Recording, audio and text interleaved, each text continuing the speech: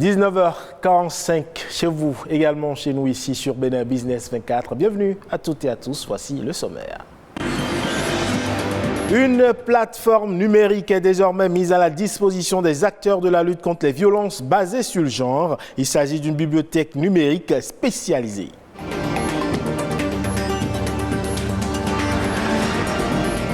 Et puis, connaître les mesures à observer en cas d'accident est indispensable pour tout passager. Cela peut réduire les pertes en vies humaines, à savoir dans un instant les dispositions à prendre pour éviter le pire. Enfin, l'accouchement par césarienne est parfois la meilleure option pour garder la vie sauve à la mère et au bébé. Mais cette forme d'accouchement n'est parfois pas sans risque. Les précisions à suivre.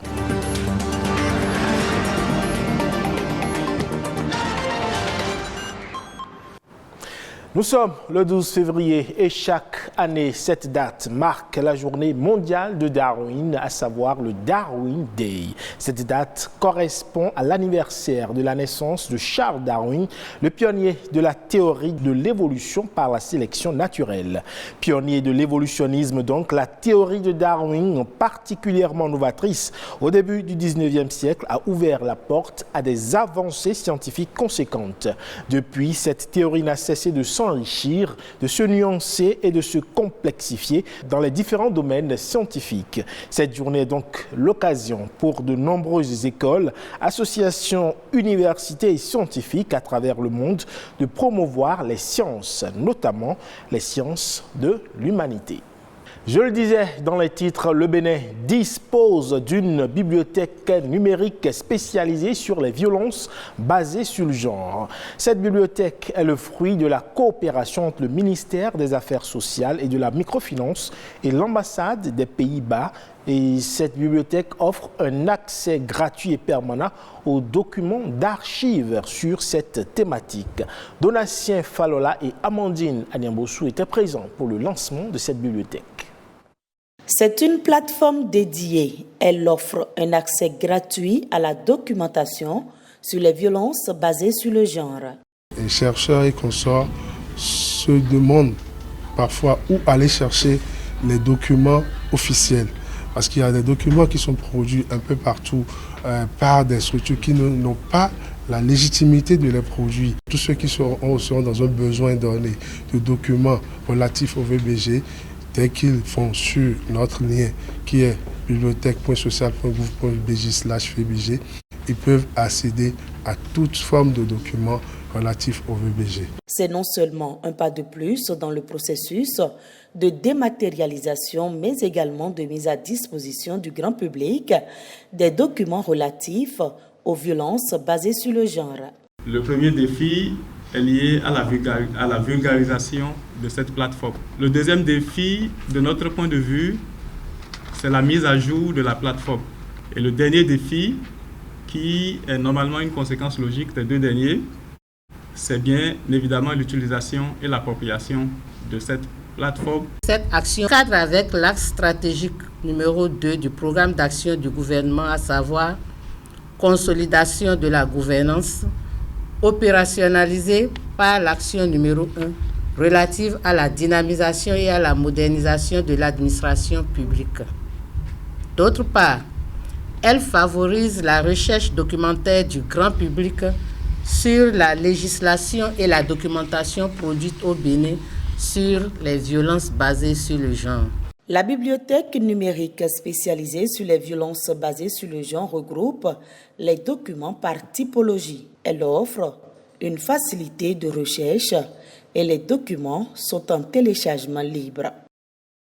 Vous le savez, le Bénin a été frappé ces derniers jours par des cas d'accidents de la circulation. Et comme on a pu malheureusement le constater, des pertes en vies humaines et de nombreux dégâts matériels ont été enregistrés. Mais ces dommages pouvaient être évités si tous les citoyens, tous les Béninois que nous sommes, étions informés des précautions à prendre quand on entre dans un bus de transport ou en termes de sécurité. Suivons cet élément qui nous rappelle justement les mesures de sécurité indispensables pour la vie sauve. Je vois souvent l'issue de secours, mais je ne sais exactement pas comment ça s'utilise. Issu de secours, ce groupe de mots inscrit à l'intérieur des véhicules de transport en commun retient souvent l'attention des passagers. Mais quelle est l'utilité de cette signalisation? Issu de secours, c'est un instrument, un dispositif qui est incorporé dans le véhicule, dans le bus, où nous pouvons avoir des issues de sortie. Par là, des icônes en flèche, des dessins d'individus et même l'utilisation des marteaux brise-vitres permettent aussi de se sauver en cas d'accident. Avec ça là, tu prends, même ici, n'importe où sur le pare-brise, le vitre là, tu tapes, même petit coup comme ça césaille, tout le pare-brise là va tomber.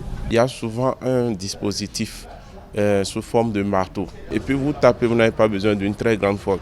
Vous tapez sur l'endroit précis, toute la pare-brise va se briser. Et là, vous pouvez dégager ça et puis vous échapper. En dehors de ces nombreux moyens de secours, bien d'autres systèmes installés et dont l'utilisation est indispensable permettent aussi d'amoindrir les chocs en cas d'accident. la scène de sécurité, quand vous prenez aussi, c'est pour nous préserver contre les chocs violents. De la même manière, on a prévu que des fois, nous projetons par les pare-brises dans les petits véhicules. On a un système de airbag au coup d'un choc sort. Mais les gens ne maîtrisent rien de ça. Tout comme dans les véhicules, des bâtiments également sont équipés de ces mesures de sécurité. Ici, on retrouve souvent des extincteurs, des secours matérialisés par un dessin d'individu. Pas donc besoin de paniquer en cas d'accident. Dès qu'il y a un incident, il ne sert à rien de courir dans tous les sens. Il faut juste suivre la direction de ce petit bonhomme qui est souvent au vert et vous allez retrouver la sortie facilement. Et il faut aussi déjà repérer les coins où se trouvent les extincteurs et aussi savoir l'utiliser. Pour tout passager à bord d'un véhicule, à 2 ou plusieurs roues, ces réflexes doivent être rappelés. L'intensification des sensibilisations permettront également de réduire considérablement les cas d'accidents mortels sur nos axes routiers. Et sur un autre registre, on parle à présent de la césarienne, qui est une intervention chirurgicale à double tranchant. C'est une option d'accouchement qui permet de sauvegarder la vie de la mère ainsi que celui de l'enfant, celle de l'enfant. Mais parfois, elle peut être aussi source de complications, notamment pour la parturiente. Quelles sont donc les raisons qui motivent un accouchement par césarienne et à quoi s'expose la mère ainsi que l'enfant en cas de complications? Ce type d'accouchement est souvent pratiqué lorsque le bébé ne peut pas sortir par voie vaginale. La césarienne est une opération chirurgicale qui consiste à couper le ventre et l'utérus de la mère pour en sortir le bébé. Planifiée ou non, cette méthode d'accouchement est diversement appréciée. Accoucher par la voie basse, c'est une manière de connaître la difficulté d'avoir un enfant. Opération césarienne maintenant, tu ne peux pas faire quelque chose, il faut quelqu'un à côté de toi. Si tu n'as pas quelqu'un qui peut rester à côté de toi pour te faire tout. Si on a le choix, franchement, moi je pense qu'il faut accoucher par voie basse. Maintenant, si les gens font l'option d'accoucher par césarienne, je respecte aussi. Maintenant, après, la césarienne peut s'imposer à certaines personnes, soit pour sauver leur vie ou sauver la vie de leur bébé. Le recours à la césarienne est souvent motivé par des raisons médicales bien précises. Nous avons les causes liées à la maman, les causes liées au bébé et les causes liées à l'œuf même. Lorsque la maman a une hypertension artérielle, souvent on les met sous traitement. Soit la maman a d'autres pathologies comme des causes cardiaques, le cancer du col. On va une césarienne. Ça, c'est les causes liées à la maman. Les causes liées au bébé, nous avons un bébé qui est trop gros. Les bébés macrosome, le bébé peut peser 4 kg ou 5 kg. Quand on observe le rythme cardiaque du bébé sur notre appareil, nous constatons qu'il y a une arythmie ou soit une bradycardie. Ça, c'est le cœur du bébé qui montre que ça ne bat pas bien comme il le faut. On s'en va du césarienne. S'il est vrai que la majorité des césariennes se déroulent bien, il est conseillé d'observer certaines règles essentielles pour éviter des complications. Au cours de la consultation prénatale, il faudra que la patiente puisse se rendre régulièrement, observer bien ses rendez-vous par rapport à la consultation prénatale Ce n'est pas des femmes qui vont rester à la maison et puis c'est 5 mois après on commence des consultations prénatales. Ce n'est pas normal. Il faut que la consultation prénatale soit bien suivie. Et lorsque le travail commence, je crois que le personnel qualifié qui est là doit pouvoir bien examiner la patiente, suivre les critères, l'évolution des choses. Selon les spécialistes, il est recommandé d'attendre au moins 2 ans avant de contracter une nouvelle grossesse. Il y a des gens qui font jusqu'à 4 césariennes, on ouvre, il n'y a pas de problème. Après un accouchement par césarienne, les médecins préconisent de bouger. Cela permet de récupérer plus facilement et de prévenir les complications. Direction la Côte d'Ivoire où plus d'un tiers des femmes sont victimes de mutilations génitales. L'écrivaine Ami Traoré, elle-même excisée à l'âge de 11 ans, justement se bat contre cette pratique illégale. Ses livres ne sont pas sa seule arme. Elle est aussi sur le terrain avec une organisation non gouvernementale. Suivons cette correspondance de nos confrères de France 24. Qu'est-ce que vous attendez par mutilation génitale? Ces jeunes écolières écoutent attentivement l'écrivaine Ami Traoré. Nombreuses se reconnaissent en Safiatou, l'héroïne de son livre Couteau brûlant. L'auteur y dénonce l'excision et les dangers des mutilations génitales féminines. J'ai vécu les conséquences liées à l'excision. En théorie, les mutilations génitales féminines sont interdites en Côte d'Ivoire depuis 1998. Mais en pratique, 2 filles sur 5 se font toujours exciser. Pour Ami Traoré, lutter contre ces violences commence par briser ce tabou. J'ai créé ce slogan, le livre comme moyen de sensibilisation contre cette pratique. C'est pour permettre aussi aux élèves de s'approprier en fait, cette lutte-là à travers les lettres et les mots. L'activiste a fondé une ONG pour aider les filles et femmes qui ont subi des mutilations génitales féminines. Comment aujourd'hui tu te sens concernant les mutilations génitales?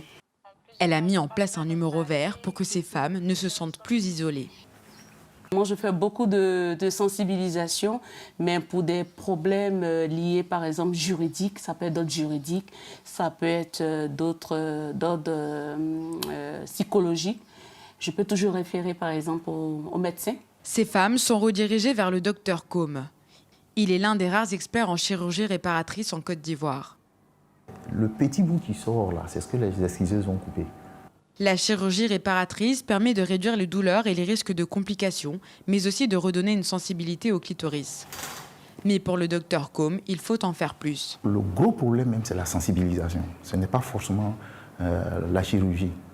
La chirurgie vient en complément de la sensibilisation.